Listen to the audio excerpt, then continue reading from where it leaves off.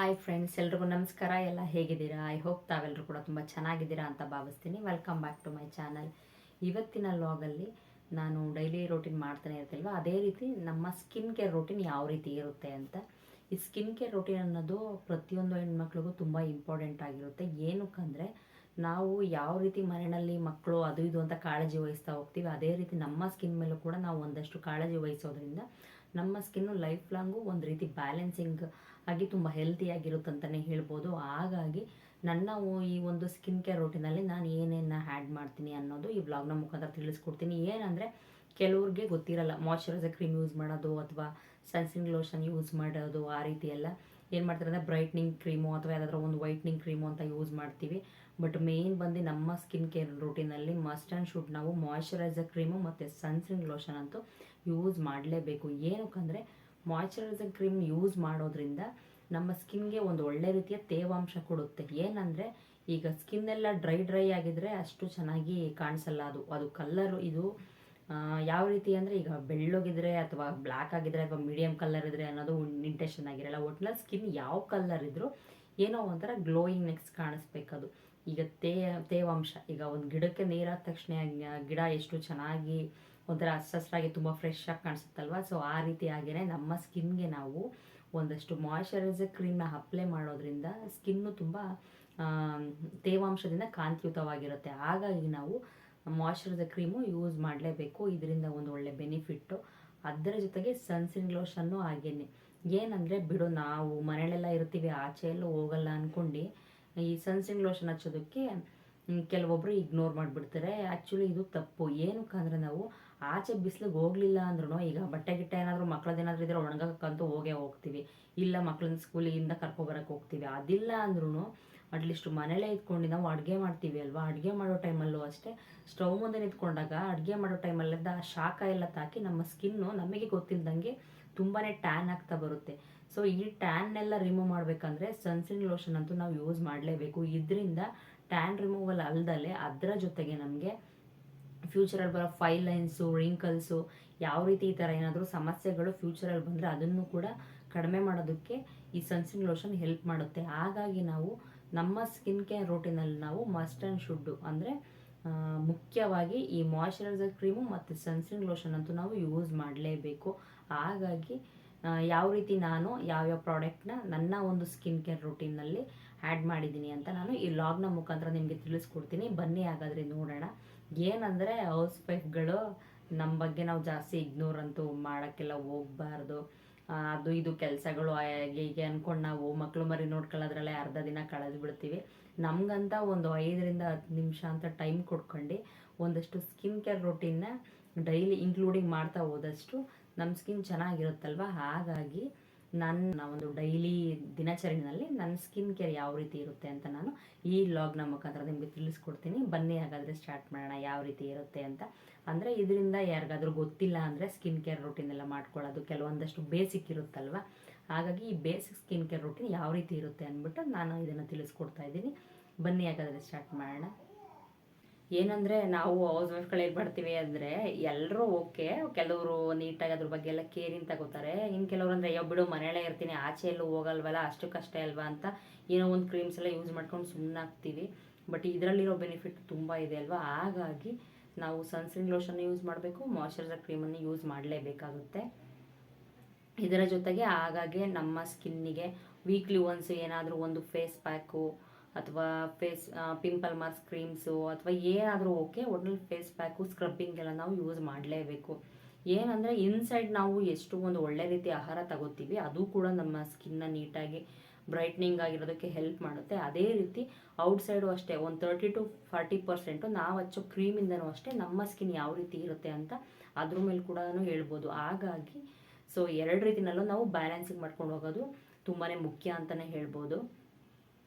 ಬನ್ನಿ ಹಾಗಾದರೆ ನಾನು ಯಾವ ರೀತಿ ಯೂಸ್ ಮಾಡ್ತೀನಿ ಅಂತ ತೋರಿಸ್ತೀನಿ. ಮಾಯ್ಶ್ಚರೈಸರ್ ಕ್ರೀಮು ಏನಂದರೆ ಆಲ್ಮೋಸ್ಟ್ ಗೊತ್ತಿಲ್ಲದವ್ರಿಗೆ ಯೂಸ್ ಆಗುತ್ತೆ ಅನ್ನೋ ಉದ್ದೇಶಕ್ಕೋಸ್ಕರ ನಾನು ಇದನ್ನು ತೋರಿಸ್ತಾ ಇರೋದು ಅಷ್ಟೇ.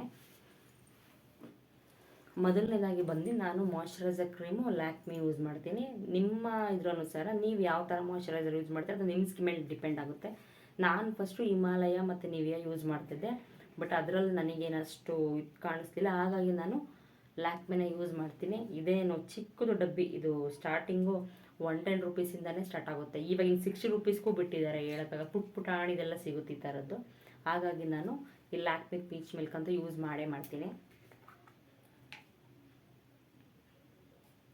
ಏನಿಲ್ಲ ಅಂದರೂ ಸುಮಾರು ನಾನು ಇದನ್ನು 2 ರಿಂದ 3 ವರ್ಷದ ಮೇಲೆ ಆಯಿತು.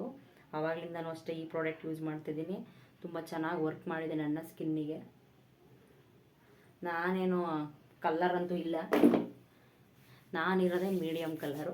ಬಟ್ ಇರೋ ಕಲ್ಲರ್ನೇ ನೀಟಾಗಿ ಮೇಂಟೈನ್ ಮಾಡಬೇಕು ಅಂದರೆ ಈ ಥರ ಸ್ಕಿನ್ ಕೇರ್ ಮಾಡಿಕೊಳ್ಳೇಬೇಕು. ಸ್ಕಿನ್ ಕೇರ್ಗೆಲ್ಲ ನಾವು ಸಾವಿರಾರು ಗಟ್ಟಲೆ ಎಲ್ಲ ದುಡ್ಡು ಸುರಿದು ಪಾರ್ಲರ್ಗೆಲ್ಲ ಹೋಗೋ ಲೆವೆಲ್ಗಿಲ್ಲ ಅಂದ್ರೂ ಪರವಾಗಿಲ್ಲ. ಬಟ್ ಇರೋದನ್ನ ಯೂಸ್ ಮಾಡ್ಕೊಂಡು ನೀಟಾಗಿ ಬಜೆಟ್ ವೈಸ್ ನೋಡಿಕೊಂಡು ನಮ್ಮ ಸ್ಕಿನ್ ಕೇರ್ನ ನಾವು ನೀಟಾಗಿ ಮಾಡ್ತಾ ಹೋಗಬೇಕು. ಮದುವೆ ಆದಮೇಲೆ ಏನು ಮಾಡಿಬಿಡ್ತೀವಿ ಅಂದರೆ, ಅಯ್ಯೋ ಬಿಡೋ ಮದುವೆ ಆಯಿತು, ಮಕ್ಕಳಾಯಿತು, ನಮ್ಮ ಸ್ಕಿನ್ನೆಲ್ಲ ಯಾರು ನೋಡಬೇಕು ಅನ್ನೋ ಕಾಟಾಚಾರಕ್ಕೆ ನಾವು ನೀಟಾಗಂತೂ ಮೇಂಟೈನ್ ಮಾಡಲ್ಲ. ಎಲ್ಲಾದರೂ ಆಚೆ ಹೋಗ್ತಿದ್ದೀವಿ ಅಂದಾಗಲೇ ಒಂದಷ್ಟು ಫೌಂಡೇಶನ್ ಕ್ರೀಮ್ಸು ಅದು ಇದೆಲ್ಲ ಯೂಸ್ ಮಾಡ್ತೀವಿ. ಮನೇಲಿದ್ದರೆ ಏನೋ ಒಂಥರ ಕಾಟಾಚಾರ ಅಂತಲೇ ಹೇಳ್ಬೋದು.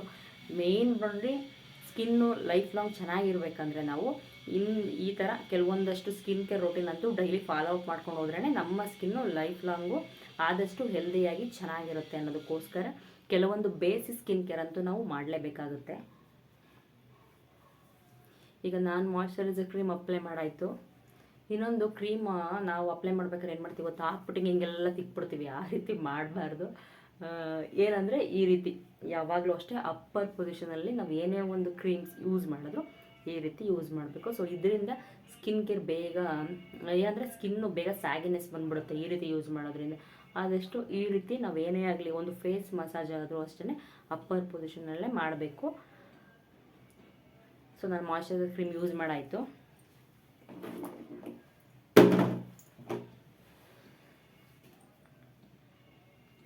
ನಂತರ ಬಂದು ನಾನು ಲ್ಯಾಕ್ಮಿ ಸನ್ ಎಕ್ಸ್ಪರ್ಟು, ನಾನು ಇದನ್ನೇ ಯೂಸ್ ಮಾಡೋದು.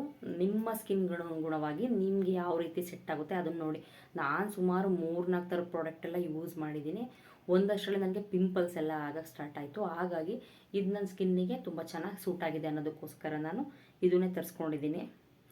ಆ್ಯಕ್ಚುಲಿ ಇದು ಸನ್ಸ್ಕ್ರೀನ್ ಎಕ್ಸ್ಪರ್ಟು ಮ್ಯಾಟ್ ಅಂತ ಇದೆ, ಬಟ್ ಇದು ನನಗೆ ಅಷ್ಟು ಸೆಟ್ ಆಗಲ್ಲ. ಇದರಲ್ಲಿ ಜೆಲ್ ಅಂತ ಬರುತ್ತೆ, ಅದು ಚೆನ್ನಾಗಿ ಸೂಟ್ ಆಗುತ್ತೆ ನನಗೆ. ಅದು ಸ್ಟಾಕ್ಸ್ ಇರಲಿಲ್ಲ ಅವ್ರ ಹತ್ರ.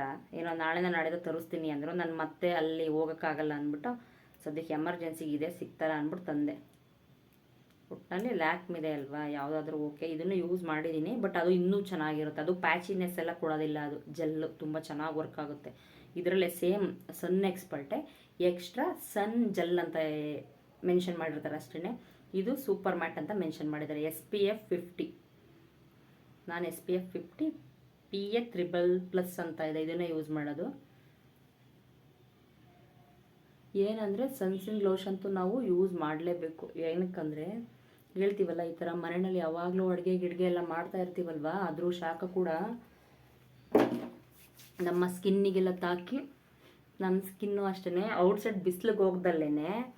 ಈಗ ಬಿಸಿಲು ಮನೇಲಿದ್ರೆ ಹೋಗ್ತೀವಿ ಬಿಡಿ, ಯಾಕಂದರೆ ಬಟ್ಟೆ ಎಲ್ಲ ಒಣಗಾಕಬೇಕು. ಇನ್ನು ಮಕ್ಕಳನ್ನ ಸ್ಕೂಲಿಂದ ಎಲ್ಲ ಕರ್ಕೊಬರ್ಬೇಕಂದ್ರೆ ನಾವು ಬಿಸಿಲಿಗೆ ಹೋಗ್ತೀವಿ. ಇನ್ನು ಅದ್ರ ಜೊತೆಗೆ ಟ್ಯಾನ್ ಆಗ್ದಲ್ಲೇ ಎಕ್ಸ್ಟ್ರಾ ಇದು ಬೇರೆ ಫ್ರೀ. ಮನೆಯಲ್ಲಿ ಅಡುಗೆ ಮಾಡ್ತೀವಲ್ಲ, ಇದು ಬೇರೆ ಎಕ್ಸ್ಟ್ರಾ ಆಗಿಬಿಡುತ್ತೆ. ನಾನು ಸ್ಟಿಕ್ಕರ್ ತೆಗೆದಿಲ್ಲ ನೋಡಿ, ಮರ್ತ್ಕೊಂಡೇ ಬಿಟ್ಟಿದ್ದೀನಿ.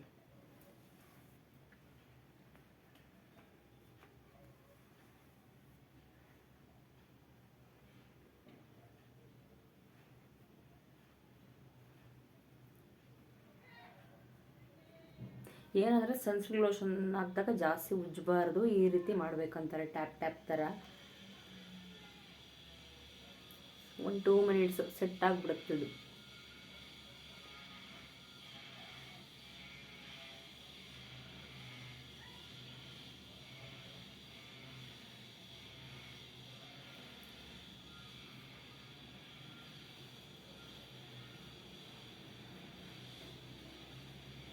ಸೊ ಇಷ್ಟೇ. ಇದಾಗಿ ಒಂದು 2 ಮಿನಿಟ್ಸ್ ಆದಮೇಲೆ ನೀವು ಯಾವ ರೀತಿ ಪೌಡ್ರ್ ಯೂಸ್ ಮಾಡ್ತೀರಾ, ಯಾವುದಾದ್ರೂ ಓಕೆ ಯೂಸ್ ಮಾಡ್ಬೋದು. ನಾನೇನು ಅಷ್ಟು ಕಾಸ್ಟ್ಲಿ ಪೌಡ್ರ್ಗಳೆಲ್ಲ ಜಾಸ್ತಿ ಯೂಸ್ ಮಾಡ್ಕೊಳ್ಳೋ. ಔಟ್ಸೈಡ್ ಹೋದಾಗ ಮಾತ್ರ ಸೇಮ್ ಲ್ಯಾಕ್ಮಿದೆ ಅದರ ಕಾಂಫರ್ಟ್ ಪೌಡ್ರು, ಇಲ್ಲದವ್ರೆ ರೋಸ್ ಪೌಡರ್ ಅಂತ ಇರುತ್ತಲ್ಲ ಅದನ್ನು ಯೂಸ್ ಮಾಡ್ತೀನಿ. ಮನೇಲಿದ್ದರೆ ನಾನು ಯಾವುದಾದ್ರೂ ಓಕೆ. ಪೌಡ್ರು ಇದಾದರೂ ಆಯಿತು. ನನಗೇನಂದರೆ ಇದು ಹಚ್ಚಿದ್ರೆ ಸ್ವಲ್ಪ ಬ್ಲ್ಯಾಕ್ ಆಗಿಬಿಡುತ್ತೆ ಫೇಸು, ಏನಂತಲೇ ಗೊತ್ತಿಲ್ಲ. ಸ್ಮೆಲ್ ಮಾತ್ರ ಚೆನ್ನಾಗಿದೆ, ಬಟ್ ಅದಾಗಲ್ಲ. ಹಾಗಾಗಿ ನೋಡಿ ಪುಟಾಣಿದೊಂದು ತರಿಸ್ಕೊಂಡಿದ್ದೀನಿ. ನಾನು ಡೈಲಿ ಪೌಡ್ರು ಯೂಸ್ ಮಾಡಲ್ಲ, ಯಾವಾಗಲಾದರೂ ರೇರು ಆಚೆ ಹೋಗ್ಬೇಕಂದಾಗ ಈ ಮಾಯ್ಶ್ಚರೈಸರ್ ಸನ್ಸ್ಕ್ರೀನ್ ಲೋಷನ್ನ ಹಚ್ಬಿಟ್ಟಿರ್ತೀನಲ್ಲ, ಹಾಗಾಗಿ ಎಕ್ಸ್ಟ್ರಾ ಪೌಡ್ರನ್ನ ಯೂಸ್ ಮಾಡಲ್ಲ. ಒಂದೊಂದು ಟೈಮ್ ಮಾತ್ರ ಈ ಥರದ್ದು ಯಾವುದಾದ್ರೂ ಓಕೆ ಪೌಡ್ರ್ ಹಾಕೋತೀನಿ ಅಷ್ಟೇ.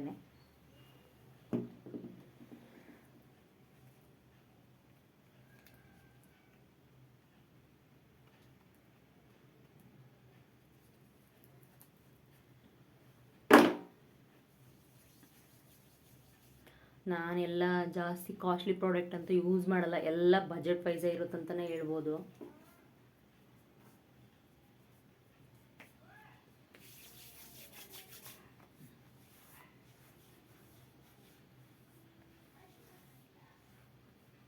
ಇನ್ನು ಪೌಡ್ರ್ ಹಾಕೊಂಡು ಆಯಿತು. ನೆಕ್ಸ್ಟು ನಾನು ಲಿಪ್ ಬಾಮ್ ಯೂಸ್ ಮಾಡ್ತೀನಿ, ಯಾವುದಾದ್ರೂ ಓಕೆ ಲಿಪ್ ಬಾಮ್. ಇನ್ನು ನೆಕ್ಸ್ಟ್ ನಾನು ಲಿಪ್ ಬಾಮ್ ಯೂಸ್ ಮಾಡ್ತೀನಿ. ನಿಮ್ಗೆ ಯಾವ್ದು ಇಷ್ಟ ಆ ಥರದ್ದು ಯೂಸ್ ಮಾಡ್ಕೊಬೋದು. ನಾನು ಇನ್ಸ್ಟಾಗ್ರಾಮಲ್ಲಿ ನೋಡಿ ತರಿಸ್ಕೊಂಡಿದ್ದೆ, ಯಾವುದಿದು ಕುಮುದಿ ಅಂತ ಇದೆ, ಇನ್ಸ್ಟಾಗ್ರಾಮಲ್ಲಿ ಸಿಗುತ್ತಿದ್ದು, ಇದನ್ನು ತರಿಸ್ಕೊಂಡಿದ್ದೆ. ಸುಮಾರಿದಾವೆ ಇವಾಗಂತೂ. ನ್ಯಾಚುರಲ್ ಆಗಿರೋದು ಅಂತ ಎಷ್ಟು ಥರದ್ದು ಬರ್ತಿದಾವೋ. ನಮ್ಗೆ ಯಾವ್ದು ಇಷ್ಟ ಆಗುತ್ತೆ ಏನಂದರೆ ಕೆಲವೊಂದು ಚೆನ್ನಾಗಿ ವರ್ಕ್ ಆಗುತ್ತೆ, ಇನ್ನು ಕೆಲವು ಹಚ್ಕೊಂಡ ತಕ್ಷಣ ಬ್ಲ್ಯಾಕ್ ಆಗಿಬಿಡುತ್ತೆ ಲಿಪ್ಪೆಲ್ಲ. ನನಗೂ ಇದು ಅಷ್ಟೇನು ಸೆಟ್ ಆಗಿಲ್ಲ, ಬಟ್ ತರಿಸ್ಕೊಂಬಿಟ್ಟಿದ್ದೀನಿ. ಒಂದೇ ಸಲ 3-4 ತರಿಸ್ಕೊಂಬಿಟ್ಟನಲ್ಲ, ಇನ್ನು ವೇಸ್ಟ್ ಅಂತೂ ಮಾಡೋಕ್ಕಾಗಲ್ಲ. ಹಾಗಾಗಿ ಸ್ವಲ್ಪ ದಿವಸ ಇದನ್ನು ಯೂಸ್ ಮಾಡ್ಕೊಳ್ಳೋದು.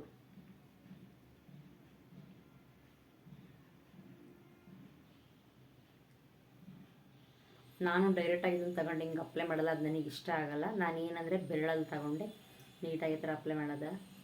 ಏನಂದರೆ ಇದು ಲಿಪ್ಸ್ಟಿಕ್ ವಿತ್ ಅಂದರೆ ಲಿಪ್ ಬಾಮ್ ಅಂತಲೇ ಇದೆ, ಅಂದರೆ ಲಿಪ್ಸ್ಟಿಕ್ ಥರನೇ ಇದೆ ಆಲ್ಮೋಸ್ಟ್. ಇದರಲ್ಲಿ ಸುಮಾರು ಕಲರ್ಗಳೆಲ್ಲ ಇದ್ದಾವೆ. ರೆಡ್ ಇದೆ, ಪಿಂಕ್ ಇದೆ, ಇದೊಂಥರ ಕಲರ್ ರೋಸ್ ಕಲರ್ ಅನಿಸುತ್ತೆ.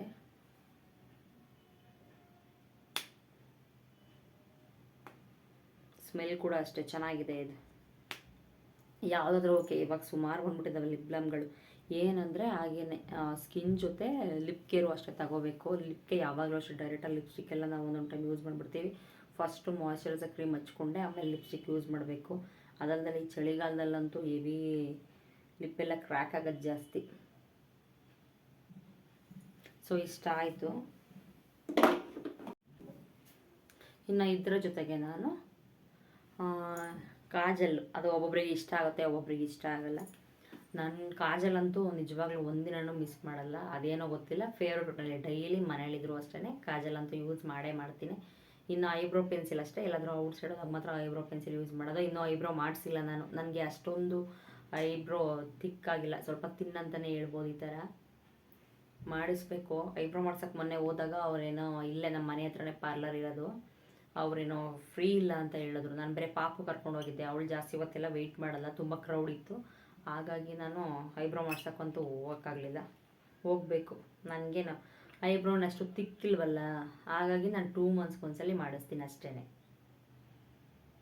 ನಾನು ಕಾಜಲ್ ಒಂದು ಯೂಸ್ ಮಾಡ್ತೀನಿ. ಕಾಜಲ್ಲು ಸಾರಿ, ನನಗೆ ಈ ಮೊಬೈಲ್ ಬ್ಯಾಕ್ ಕ್ಯಾಮ್ರಾ ಅಲ್ವಾ, ನನಗೆ ಇಲ್ಲಿ ಹಿಂಗೆ ಹಚ್ಕೊಳಕ್ಕೆಲ್ಲ ಬರಲ್ಲ. 1 ಸೆಕೆಂಡು ಅಪ್ಲೈ ಮಾಡ್ಕೊಬರ್ತೀನಿ.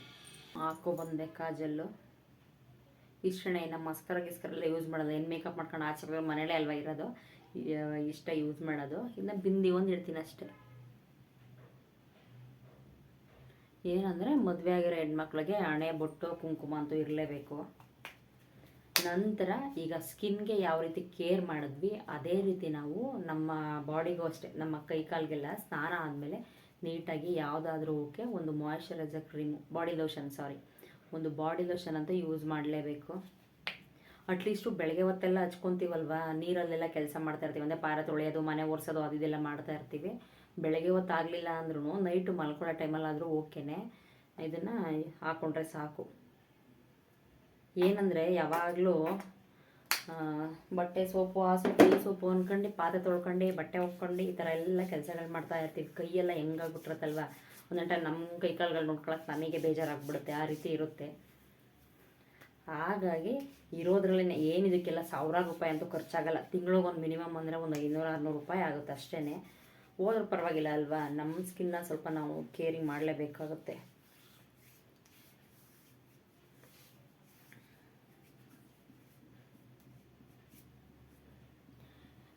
ಇಷ್ಟೇ, ಏನಂದರೆ ಮಾಯ್ಚರೈಸರ್ ಕ್ರೀಮು ಬೆಳಿಗ್ಗೆ ಮತ್ತು ನೈಟ್ ಹಚ್ಕೊಂಡ್ರೆ ಸಾಕು. ಇನ್ ಕೇಸ್ ನೈಟ್ ಹೊತ್ತು ಏನಾದರೂ ಮಾಯ್ಚರೈಸರ್ ಕ್ರೀಮ್ ಹಚ್ಕೊಳ್ಳೋಕೆ ಇಷ್ಟ ಇಲ್ಲ ಅಂದರೆ ನಾವು ಬೇಕಾದ್ರೆ ಆಲೋವೆರಾ ಜೆಲ್ ಕೂಡ ಯೂಸ್ ಮಾಡ್ಬೋದು. ಇದು ಕೂಡ ತುಂಬ ಒಳ್ಳೆಯದು. ಯಾವುದಾದ್ರೂ ಓಕೆ ಆಲೋವೆರಾ ಜೆಲ್ಲು. ಈಗ ಪಿಂಪಲ್ ಜಾಸ್ತಿ ಆಗ್ತದೆ, ಪಿಂಪಲ್ ಮಾರ್ಕ್ ಎಲ್ಲ ಇದೆ ಅಂದರೆ ಅಂಥವ್ರು ಡೈಲಿ ನೈಟ್ ಹೊತ್ತು ಒಂದು 2-3 ಡ್ರಾಪ್ ಅಷ್ಟು ಸಾಕು ತಗೊಂಡು ಫಸ್ಟು ಆಲೋವೆರಾ ಜೆಲ್ನ ಫೇಸ್ಗೆಲ್ಲ ಅಪ್ಲೈ ಮಾಡಿ ನಂತರ ಒಂದು 2-3 ಮಿನಿಟ್ಸ್ ಬಿಟ್ಟು ಮಾಯ್ಚರೈಸರ್ ಹಚ್ಚೋದ್ರಿಂದನೂ ಅಷ್ಟೇ ಸ್ಕಿನ್ನು ಏನಂದರೆ ಇದು ಬ್ರೈಟ್ನಿಂಗು ಕೊಡುತ್ತೆ. ಅದ್ರ ಜೊತೆಗೆ ಪಿಂಪಲ್ ಮಾರ್ಕ್ ಎಲ್ಲ ದಿನೇ ದಿನೇ ಕಡಿಮೆ ಆಗ್ತಾ ಬರುತ್ತೆ. ಇದಕ್ಕೆ ಬೇಕಾದ್ರೆ ನಾವು ವಿಟಮಿನ್ ಇ ಆಯಿಲ್ನು ಕೂಡ ಯೂಸ್ ಮಾಡ್ಕೊಬೋದು. ಇಲ್ಲ ಅದೆಲ್ಲ ಬೇಡ ತಲೆನೋವು ಅಂದರೆ ಇದೊಂದು ಸಾಕು. ಆಲೋವೆರಾ ಜೆಲ್ನ ನೈಟ್ ಹೊತ್ತು ಫೇಸ್ ವಾಶ್ ಮಾಡಿ ಹಚ್ಕೊಂಡು ಅದ್ರ ಮೇಲೆ ಮಾಯ್ಚರೈಸರ್ ಕ್ರೀಮ್ ಹಚ್ಬಿಟ್ರೆ ಇದೇ ನೈಟ್ ಕ್ರೀಮ್ ಥರನೇ ವರ್ಕ್ ಆಗುತ್ತೆ. ಸೊ ನಾನು ಹೀಗೆ ಮಾಡೋದು. ಏನು ತುಂಬ ಆಚೆ ಎಲ್ಲ ಜಾಸ್ತಿ ದುಡ್ಡೆಲ್ಲ ಸುರಿದು ಎಲ್ಲ ನಾನು ಸ್ಕಿನ್ ಕೇರ್ ಮಾಡ್ಕೊಳ್ಳಿಲ್ಲ ಅಂದರೆ ಇಷ್ಟೇ, ಮಾಯ್ಚರೈಸರ್ ಕ್ರೀಮು, ಸನ್ಸ್ಕ್ರೀನ್ ಲೋಷನ್ನು, ಸ್ವಲ್ಪ ಲಿಪ್ ಬ್ಲಾಮು, ಅದರ ಜೊತೆಗೆ ಅದರ ಬಾಡಿ ಲೋಷನ್ ಈ ಥರ ಯೂಸ್ ಮಾಡಿದ್ರೆ ನಮ್ಮ ಸ್ಕಿನ್ ಡೈಲಿ ಹಾಗೆ ಇದು ಮಾಡ್ಕೊಬಂದರೆ ಒಂಥರ ಬ್ಯಾಲೆನ್ಸಿಂಗ್ ಆಗಿ ನೀಟಾಗಿರುತ್ತಂತಲೇ ಹೇಳ್ಬೋದು. ಹಾಗಾಗಿ ಈಗ ಮನೇಲೇ ಇರ್ತೀವಿ ಅಂದ್ಕೊಂಡೆ ನಾವು ಹೌಸ್ ವೈಫು ಯಾವಾಗಲೂ ನಮ್ಮ ಮೇಲೆ ನಾವು ಗಮನ ಅಂತ ಒರೆಸೋದನ್ನ ಕಡಿಮೆ ಮಾಡಲೇಬಾರ್ದಲ್ವ. ಏನಂದರೆ ಎಲ್ಲ ಕೆಲಸಗಳ ಜೊತೆ ಎಷ್ಟೇ ಬ್ಯುಸಿ ಇದ್ರೂ ಒಂದು 5 ನಿಮಿಷ ಆದರೂ ನಮಗಂತ ನಾವು ಟೈಮ್ ಕೊಡ್ಕೊಂಡು ಈ ಥರ ಸ್ಕಿನ್ ಕೇರ್ ತಗೊಳ್ಳೋದ್ರಿಂದ ಲೈಫ್ ಲಾಂಗ್ ನಮ್ಮ ಸ್ಕಿನ್ನು ನೀಟಾಗಿ ಬ್ಯಾಲೆನ್ಸಿಂಗ್ ಆಗ್ತಾ ಹೋಗುತ್ತೆ ಅನ್ನೋದಕ್ಕೋಸ್ಕರ ನಾನು ಈ ಥರ ಸ್ಕಿನ್ ಕೇರ್ ರೂಟೀನ್ ತೋರಿಸಿದೆ ಅಷ್ಟೇ. ತುಂಬ ಯೂಸ್ಫುಲ್ ಆಗುತ್ತೆ ಅಂತಲೇ ಹೇಳ್ಬೋದು ಗೊತ್ತಿಲ್ಲದೆಲ್ಲ ಇರೋರಿಗೆ. ಇನ್ನು ಕೆಲವರು ಸಿರಮ್ಸು, ಕ್ಲೆನ್ಸರ್ಸು ಅದು ಇದೆಲ್ಲ ಯೂಸ್ ಮಾಡ್ತಾರೆ. ಅದು ಎಲ್ಲ ನಮ್ಗಳೇ ಇದ್ರ ಮೇಲೆ ಡಿಪೆಂಡ್ ಆಗುತ್ತೆ, ಅಂದರೆ ಯಾವ ಥರ ಯೂಸ್ ಮಾಡ್ತೀವಿ ಅಂತ. ನಾನು ಅವೆಲ್ಲ ಜಾಸ್ತಿ ಯೂಸ್ ಮಾಡೋಕ್ಕೋಗಲ್ಲ. ಕ್ಲೆನ್ಸರು ಅವು ಇವು ಎಲ್ಲ ನಾರ್ಮಲ್ ಫೇಸ್ ವಾಶ್ ಯೂಸ್ ಮಾಡ್ಕೊತೀನಿ ಯಾವುದಾದ್ರೂ ಓಕೆ. ನಾನು ಯೂಸ್ ಮಾಡೋದು ಪಾಂಡ್ಸೆ. ಫೇಸ್ ವಾಶ್ ಆದಮೇಲೆ ಮಾಯ್ಚರೈಸರ್ ಕ್ರೀಮು, ಅದಾದಮೇಲೆ ಸನ್ಸ್ಕ್ರೀನ್ ಲೋಷನ್ನು, ನಂತರ ಬೇಕಿದ್ರೆ ಸ್ವಲ್ಪ ಮೇಲ್ ಪೌಡ್ರು ಅಪ್ಲೈ ಮಾಡ್ಬೋದು ಅಷ್ಟೇ. ಇನ್ನು ಲಿಪ್ ಬಾಮ್ ಅದು ಬಿಟ್ಟರಿಂದ ಬಾಡಿ ಲೋಷನ್ ಇದಂತೂ ಮಸ್ಟ್ ಆ್ಯಂಡ್ ಶುಡ್ ನನ್ನ ಸ್ಕಿನ್ ಕೇರ್ ರೂಟೀನಲ್ಲಿ ಇದ್ದೇ ಇರುತ್ತೆ. ಯಾರಾದರೂ ಈ ರೀತಿ ಏನಾದರೂ ಫಾಲೋ ಅಪ್ ಮಾಡ್ಕೊಬಂದಿಲ್ಲ ಗೊತ್ತಿಲ್ಲ ಅನ್ನೋರು ದಯವಿಟ್ಟು ಈ ಥರ ಮಾಡ್ಕೊಂಡೋಗಿ. ಇದರಿಂದ ನಮ್ಮ ಸ್ಕಿನ್ನು ನೀಟಾಗಿ, ಇದರಿಂದ ನಮ್ಮ ಸ್ಕಿನ್ನು ಚೆನ್ನಾಗಿರುತ್ತೆ ಅಂತಲೇ ಹೇಳ್ಬೋದು. ಹಾಗೆ ಸೊ ನೋಡಿದ್ರಲ್ಲ ಫ್ರೆಂಡ್ಸ್, ಬಜೆಟ್ ಫ್ರೆಂಡ್ಲಿಯಾಗಿ ನಂದು ಸ್ಕಿನ್ ಕೇರ್ ರೂಟೀನ್ ಯಾವ ರೀತಿ ಇತ್ತು ಅಂತ. ಐ ಹೋಪ್ ತಮ್ಮೆಲ್ರಿಗೂ ಈ ವ್ಲಾಗ್ ಇಷ್ಟ ಆಗಿದೆ ಅಂತ ಭಾವಿಸ್ತೀನಿ. ಇಷ್ಟ ಆದ್ರೆಲ್ಲ ದಯವಿಟ್ಟು ಲೈಕ್ ಮಾಡಿ, ಶೇರ್ ಮಾಡಿ, ಹಾಗೂ ನನ್ನ ಈ ಒಂದು ಚಾನಲ್ನ ಯಾರಾದರೂ ಹೊಸ್ದಾಗಿ ನೋಡ್ತಾ ಇದ್ದರೆ ಸಬ್ಸ್ಕ್ರೈಬ್ ಮಾಡ್ಕೊಳ್ಳಿ ಅಂತ ಹೇಳ್ತಾ ಥ್ಯಾಂಕ್ ಯು ಫಾರ್ ವಾಚಿಂಗ್.